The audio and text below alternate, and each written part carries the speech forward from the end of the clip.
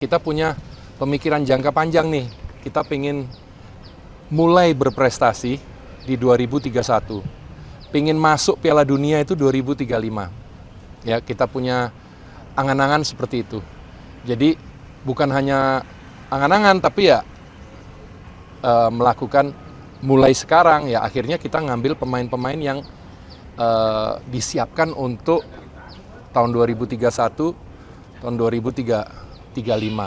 Jadi inilah generasi masa depan sepak bola putri Indonesia. Terima kasih banyak ya teman-teman udah datang, kasih perhatiannya buat timnas U17 putri. Kita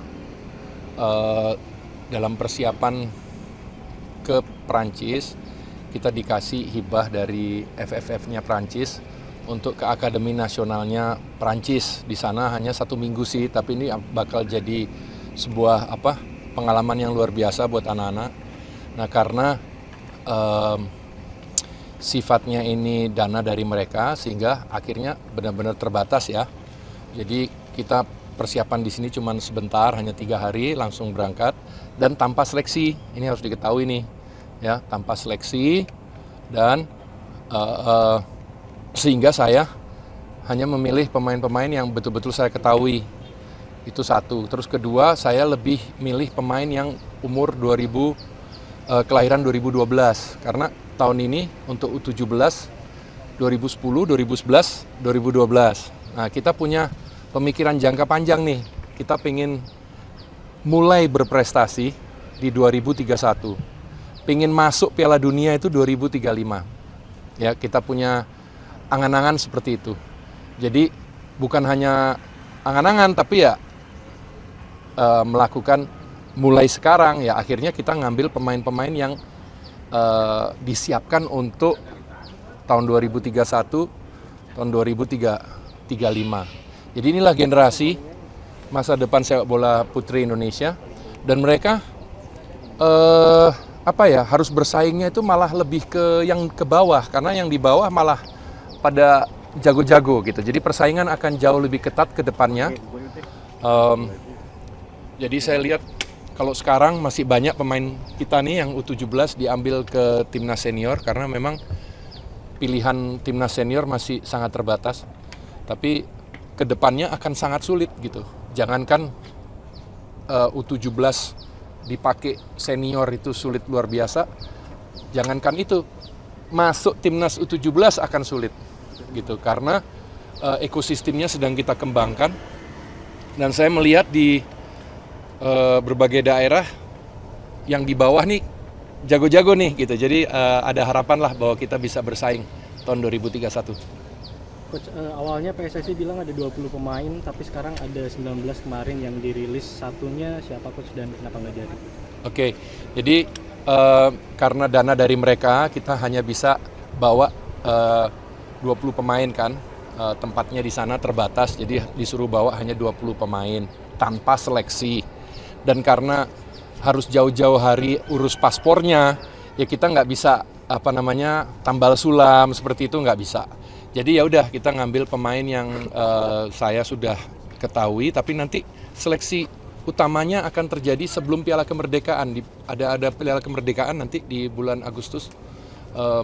Di situ saya akan seleksi lagi gitu. Sebagian dari pemain-pemain ini saya harap akan terpilih, tapi ya tentu saja membuka kemungkinan untuk segala pemain yang ada nanti dari Hydro Plus Under 15, Hydro Plus U18, dari mana aja kita pasti welcome untuk menciptakan tim yang terbaik untuk Piala Kemerdekaan.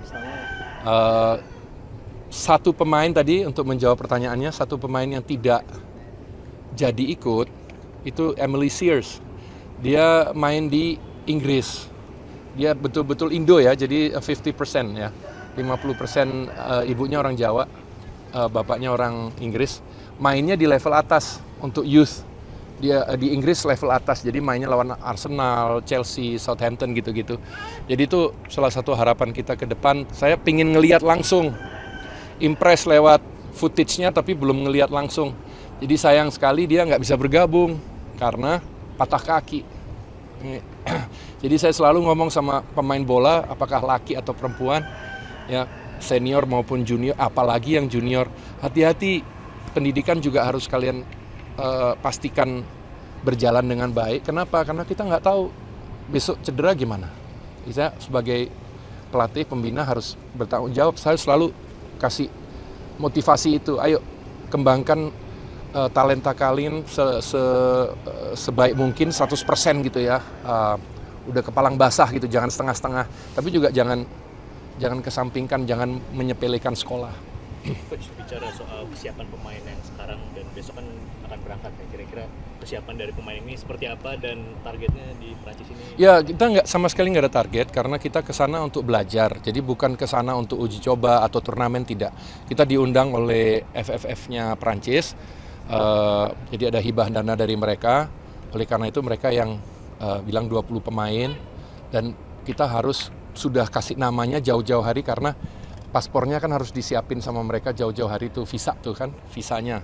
Jadi akhirnya ya yang saya kenal ini yang ada di sini, yang benar-benar saya sudah yakin, sudah pernah lihat gitu ya. Tapi kedepannya nanti kita akan buka seleksi, kita nggak ada waktu untuk open selection ini. Nah kedepannya pasti kita akan lakukan selection. Nah jadi untuk yang ada di sini yaitu apa namanya rezekinya mereka lah gitu untuk mencari pengalaman ke Perancis. Dan kita bersyukur, saya harus ngomong di sini, bahwa PSSI ngirim kita, bukan ngirim tim lain gitu. Karena mereka sudah berpikir, oh ya, tim yang muda ini harus dikasih pengalaman ke luar negeri supaya nggak canggung. Nah ini masa depannya sepak bola putri Indonesia ya ini gitu. Coach, kalau nggak salah itu ada satu nama penyerang yang dari Papua ya, Keisha. Ya. 40 gol di Hydro League itu, Ya. komentarnya gimana? Ya dia harusnya sudah main di under 18, jadi memang kita ada evaluasi di Hydro untuk yang pemain timnas yang sudah levelnya di atas, yang masih di bawah 15 ya, untuk ikut main di under 18 berikutnya gitu ya, itu harapannya ke depan seperti itu. Tapi untuk sementara dia memang main di under 15 sehingga untuk dia terlalu muda walaupun dia baru 13 tahun juga gitu. Tapi memang talentanya luar biasa sehingga dan main dengan tim bagus Arema sehingga sangat menonjol di Hydro. Gitu. Kalau di timnas sendiri gimana? Ya di timnas juga dia termasuk pemain yang nggak ada takutnya gitu. Mau ditonton 5 orang, mau ditonton 5.000 dia santai. Keisha ini dari Papua, sekarang dititipkan di Malang. Ya. Coach, harapan terbesar setelah TC di Paris nanti, di Prancis nanti apa Coach? Harapan apa itu? Buat pemain, buat tim. Kayak harapan saya ya mereka bisa menggunakan kesempatan ini supaya mereka berkembang semakin terlecut gitu loh. Kalau sampai mereka nanti nggak kepilih lagi, paling nggak mereka pulang sudah bisa ngelihat, oh di timnas kayak begini ya persaingannya gitu. Jadi saya harus lebih dan lebih lagi, itu harapan saya. Karena utamanya di under 17 ini berkembang. Satu itu moto kita tuh, kita harus berkembang. Ya ini under 17 nih. Jadi kita nggak ngomong juara ini itu nggak berkembang karena kita menciptakan pemain untuk senior kan. Jadi kalau nanti mereka masuk ke senior harus lebih bagus dari yang ada sekarang. Harus dari segi karakter, dari segi permainan, pemahaman permainan itu harus lebih bagus gitu. Ya itu tugasnya saya untuk membina mereka ke arah sana gitu. Jadi harapan saya mereka akan terlecut untuk terus berkembang. Itu berkembang itu nomor satunya kita gitu. Kedua, kita mau nunjukin cewek bisa main bola.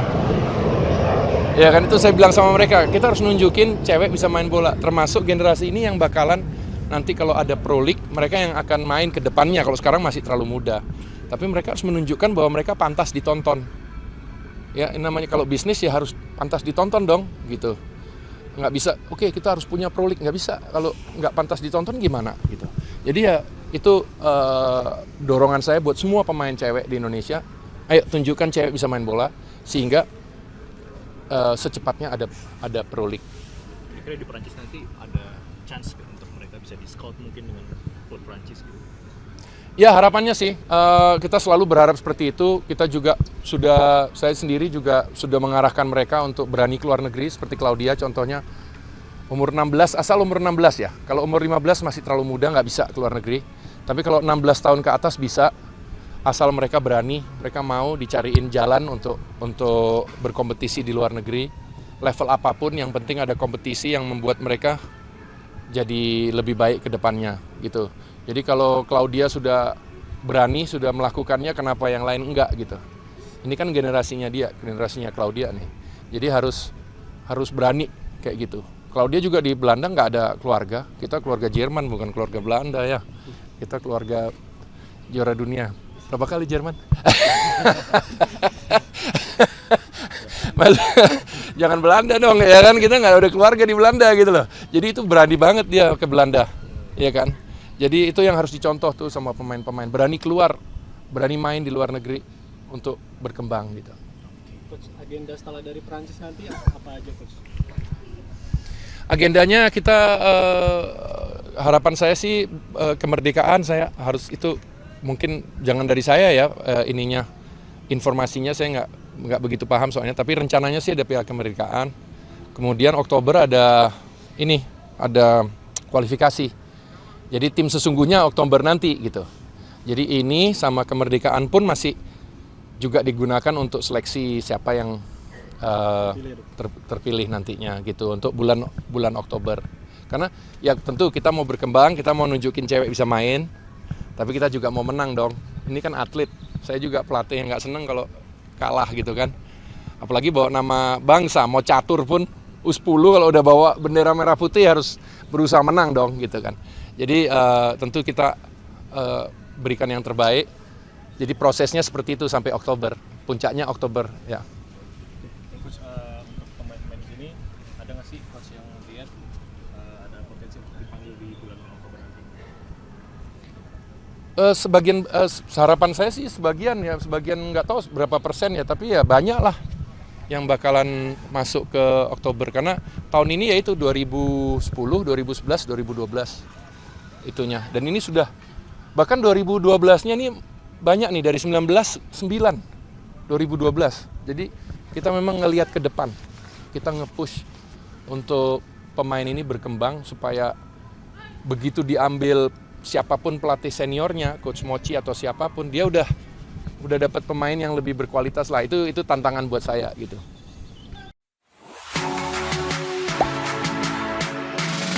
Gak sempet baca? Dengerin aja, klik icon text to speech di okezone.com.